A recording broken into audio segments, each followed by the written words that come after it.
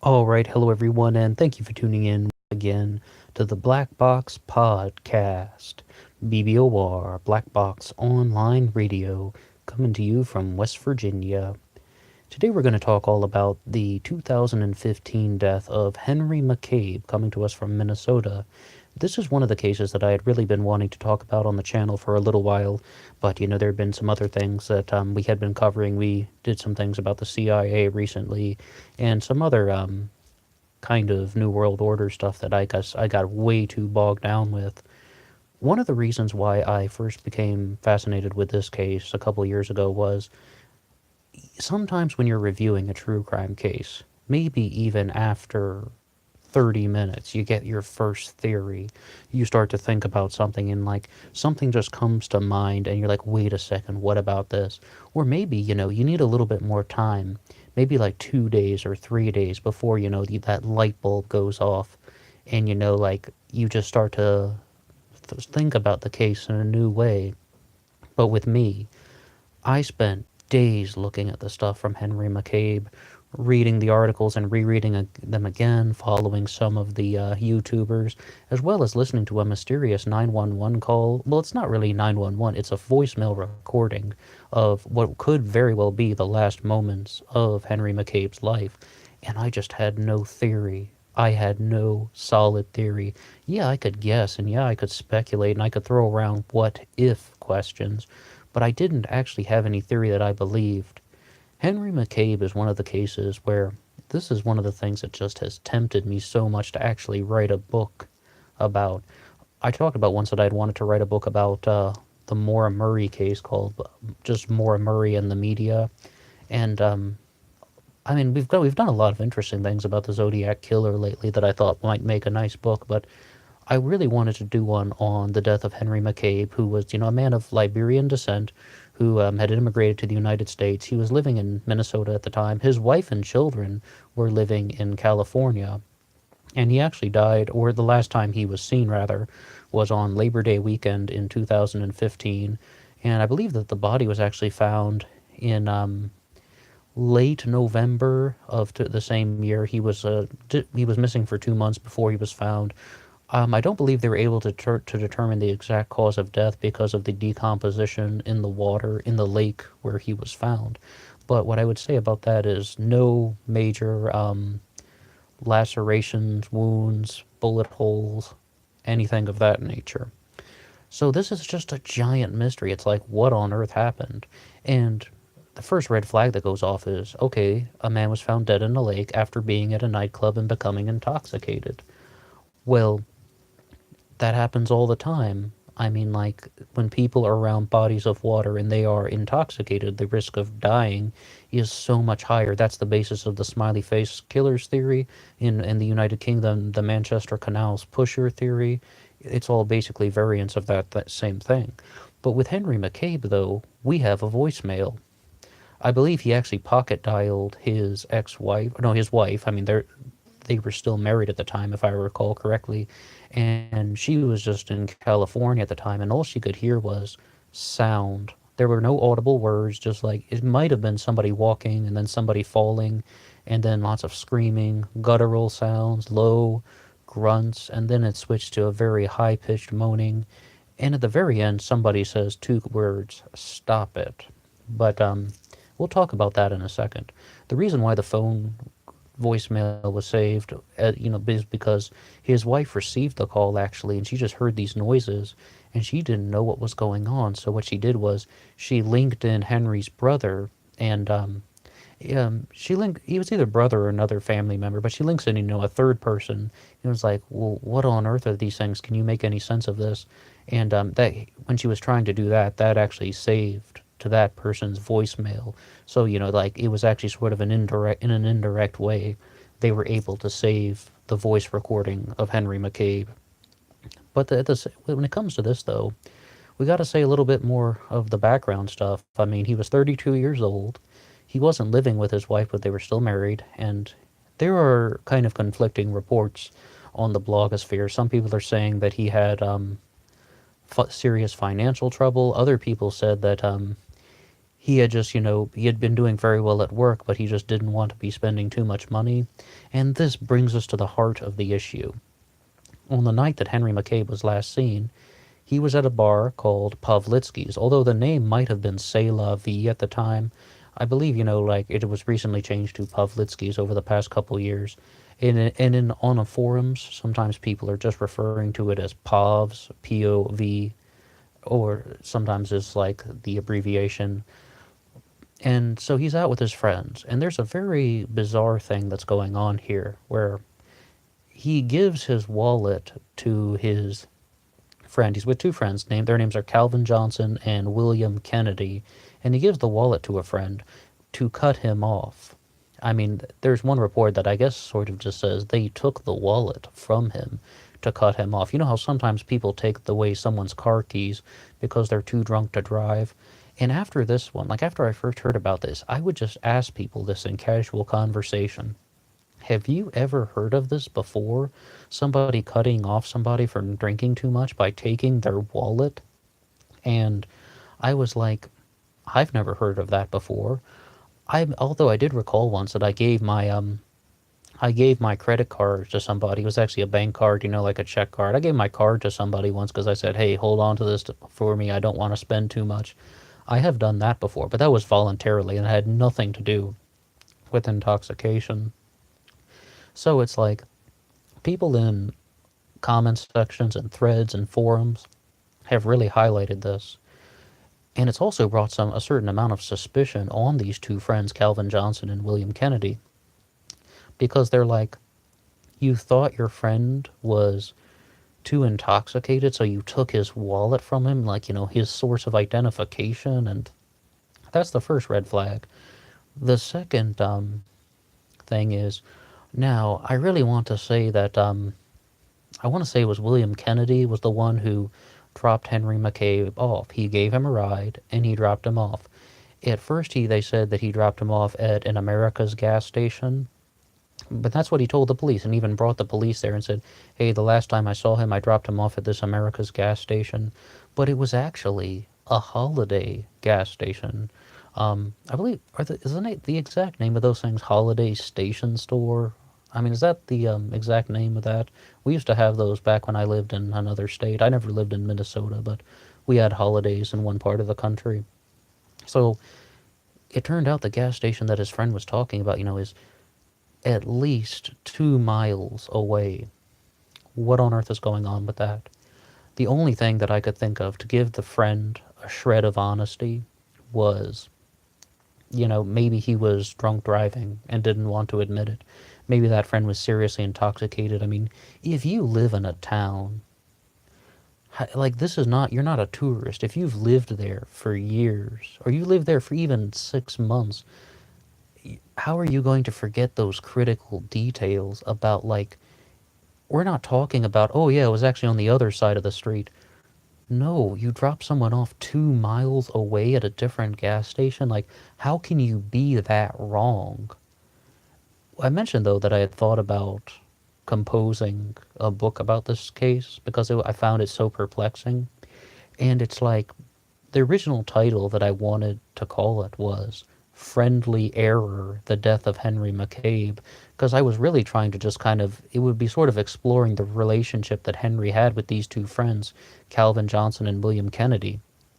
And it's like, when you examine it this way, they sound really, really guilty based on everything that we've just described. They sound like there's something that they're hiding. I don't mean guilty of murder. I mean guilty of hiding something and not being truthful. And firstly, you take your friend's wallet because you think he's too intoxicated, and then they say that they dropped him off at an America's gas station. Not only did they get the name wrong, but it's also 2 miles in an absolutely different part of town, 2 miles away in a different part of town. I mean, talk about suspicious behavior. The next thing that makes this case even weirder is Henry wasn't even found there. I mean, he was found dead, but he wasn't found there. Henry was found 4 miles away from that. And it's like he was found, once again, in a lake, in a body of water, but 4 miles away from I believe it's either 4 miles from the gas station or 4 miles from the last cell phone ping that he had. I think we believe that he was walking, and I think we also need to talk about the voicemail now. Let's get right into the theories about what are the sounds on that voicemail. How did Henry McCabe get into the lake? What I would say, the largest theory that people were going with is, and I hate to say this because this is very unconfirmed, it's like they believe that this could actually be something that is involved with the police, where the police, got into some confrontation with Henry McCabe and they used a taser on him. And the sounds that you're actually hearing are the responses of Henry McCabe being tased. And, he pocket dialed his wife. And, her, once again, by adding in that third line caller, she was able to save the voicemail. So we have the sounds of it. And then the policeman threw his body in the lake. I mean, that's a theory. I don't necessarily subscribe to that.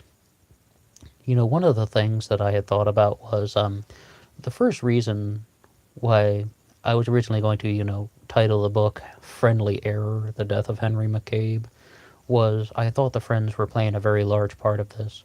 But when I watched the interview with one of them, they were just like, why did you take his wallet?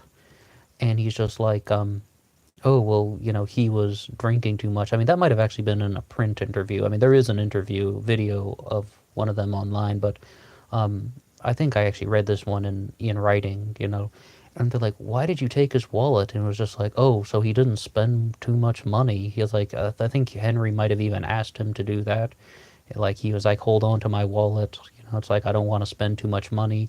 Because we mentioned there was the possibility that he was having financial trouble. And he definitely did have some poor performance reviews at work. Or maybe it wasn't that. I mean, those details, I think, are a little bit beside the point. I mean, once again, I've even said I once gave my card to somebody because I was like, I don't want to spend too much. Please hold on to this for me. And they did that. So once again, I really kind of backed off from looking at the friends as the only sort of lead suspects. Moreover, like when we're exploring true crime, we don't really have to only go with one theory. And at a time like this, it's really nice to be very kind of open to all the possibilities. But if not the friends, then what? Why did they, how could they be that possibly wrong about dropping him off? And it was only one friend in the car, mind you. Like I said, I believe that was William Kennedy in the car who dropped Henry McCabe off at the Holiday gas station, and then Henry's trying to walk home, and then he goes into tragedy. Well, first of all, it's somewhat irresponsible to drop somebody off who is, so intoxicated that they are, well, just in a very intoxicated state of mind just to leave somebody like that. That is one thing. It's possible though that they dropped him at the gas station so he could buy water or something like that, because some people like to do that. But there is another issue. Henry McCabe's voicemail with the weird sounds happens 30 minutes after he was dropped off. It's like he would have walked 4 miles in 30 minutes. And, as I mentioned in the beginning, I'm from West Virginia. We do a lot of walking around because we had nothing else to do growing up. So these are just some things that we do. And I could never walk 4 miles in 30 minutes. Even if you're a fast walker, I don't think you can walk 4 miles in 30 minutes. I mean, you would have, in about 45 minutes, we could walk 2 miles. That would be something because we had, the street sign here and the marker sign there, and like, to walk 2 miles. It took us about 45 minutes, across the bridge down yonder and such, growing up in West Virginia. But in Minnesota, I think it's the same story, 4 miles in 30 minutes. I don't think that's any sort of reasonable claim. That means he was probably in somebody's car, or somebody got a hold of him. Somebody got a hold of Henry and did something bad to him. Was it the police? I don't really think there's a lot of evidence to support that. What the other theory, though, about the police, I mean, is just that the reason why they didn't originally put out the voice that says "stop it" is because they believe that's one of the police officers, and they didn't want that to be connected. Total speculation, surmise, conjecture, whatever word you'd like to use. Um, But, then, if not the police, if not Henry's friends, then what happened? Was he just an intoxicated person that hitched a ride and, then he tried to walk home and then he fell into a lake? Is that what happened? Well, I mean, we don't have any major physical wounds. There was no gunshot. There was no stab wound. I'm always entertaining that possibility when somebody who's intoxicated, drops somebody off. Or so when someone who's intoxicated is found in a body of water, I'm always open to that possibility that this was just a horrible accident. I've also entertained the big thing that I really wanted to discuss, where it's like, I don't genuinely believe that somebody can be so wrong about where they let somebody out of their car. If they're familiar with the area, and you're not only in the wrong part of town, but you got the wrong name of the gas station, the wrong everything. I thought one of the things was maybe Henry actually did have a lot of money in his wallet, and the two so-called friends had taken the money out of it, and that was another reason why they just were giving the police kind of faulty information. Or, I mean, that's just one of the things that I went with. Would it be possible that they did something to Henry? Maybe, very likely. I mean, once they have all these inconsistencies in their stories, odd suspicious behavior associated with them. But, at the same time, though, about the police theory that Henry was, tased by the police and then thrown into the lake, crazier things have happened. I really don't want to be throwing around any sort of accusations like that, because I know it's a very sensitive topic for a lot of people to hear about. And, well, furthermore, that is just, someone's idea that got spammed around on the internet. I'm not the origin of that theory. I just find the Henry McCabe mystery so perplexing, because it's like, no matter which way you explore with this, you can't really... It's very difficult to focus in on just one theory. As soon as I would like to say that the friends did something to him, well, for starters, I mean, motivation. All right, if you already had stolen his money or something like that, would they really try and take his life? I mean, or is this the case of somebody who just, got out at a gas station and, he started walking, he saw somebody on the side of the road, that person picked him up, gave him a ride, and then they dropped him off, in near the park, and he's walking, and somehow he fell into the lake, and then, in his intoxicated state of mind, he drowned. I mean, I'm not going to rule that out, but it's like, one of the things about that is, could the sounds on the voicemail be Henry McCabe drowning? Is that possible? We don't necessarily know. A lot of people have said that, he might have been attacked by a wild animal. Minnesota, I know we're in a fairly urban part of town, or I should say suburban, because when you actually look at the terrain, there are lots of houses, but there's a lot of greenery, especially around where Henry McCabe was found. So it's a very suburban place, we should say. But the thing is, though, I think there probably would have been more animal marks on his body if he had been mauled by an animal. I mean, like if he had been, ravaged by something like, Minnesota, what kind of animals are we dealing with up there? Something like, a wolf or something like that. I'm only thinking of the Minnesota Timberwolves, excuse me. If he had been attacked by something like that, wouldn't there have been more physical telling things, like even a single bite mark? I'm sorry if that sounded silly, but I'm almost trying to exclude some things like that. And the reason why I brought it up is this is a case that's also connected to Bigfoot theories. It sounds like, there's Bigfoot on this voicemail, and I do admit, if that's what Bigfoot, probably would sound like, but I don't want to entertain any sort of Bigfoot animal attacks. I want to kind of push away from those with Henry McCabe, and I guess we're trying to ask the question, was this a horrible accident? Or was this, just once again a friendly error, like their friends made kind of an irresponsible move, leaving a very intoxicated person alone at the wrong place? And, I mean, were the friends also really drunk and not knowing what was going on? That's why they dropped him off in a place they couldn't remember. I'm really starting to think that that's sort of kind of the strongest example. I mean, maybe Henry did have a lot of money in his wallet, like a couple $100, And maybe the friends did take that. I don't know what else that could be about why they're being so suspicious. They either took the money or they're involved with some sort of drunk driving that they don't want to talk about. But then there's the thing, such as what killed Henry McCabe? Was it a taser?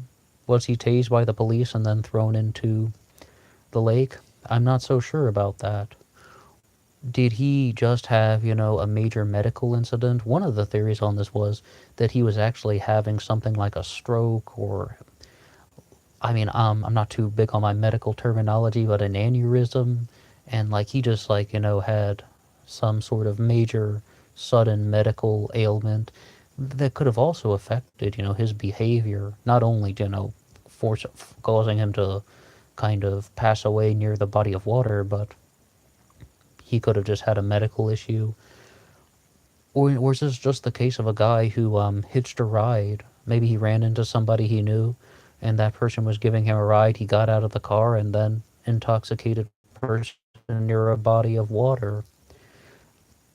That led to and perhaps the sounds on the recording, or just Henry going through the process of drowning, or at the very least falling into the water.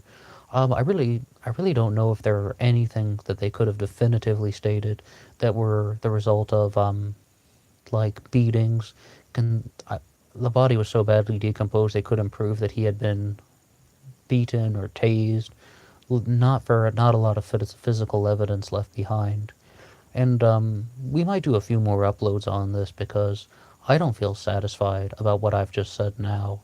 Once again, this is a very difficult case because the problems are the friends taking his wallet, leaving him at the wrong gas station, friend Henry having problems with his personal life, the strange voicemail, ending up 4 miles away from where he was dropped off, and and the voicemail happens 30 minutes after that time. I think that's very much contingent on the voicemail is where Henry has passed away. His wife has also said that she believes she heard a gunshot on that, but I don't believe there were any gunshot wounds found on Henry's body. I mean, that stuff, they probably could tell that somebody had been shot 2 months before. All of these things are just like, this is one of the most bizarre mysteries I've ever encountered, and that's why I thought about, this would really be the case to write a book about, because I think that there is a very simple explanation for all of these things. We just have to find out not what, but who was involved. And I think the friends are hiding things. We're talking about Calvin Johnson, William Kennedy. Hope I got everything right about them. I mean, if all the details we've talked about them are correct, then I believe they are hiding something. Now, we don't necessarily know, was somebody just harassing them? Because let's not harassing Henry. I mean, I would just sort of say on a concluding note that with true crime, when I look to things in my local news and like in the local areas, there are people out there who are just kind of like maniacs, who attack people who are vulnerable, who start harassing people that are vulnerable, and they don't have much of a calculated reason. Or the only reason is that they're going to do this because they aren't getting caught. They're going to do vicious and horrible things.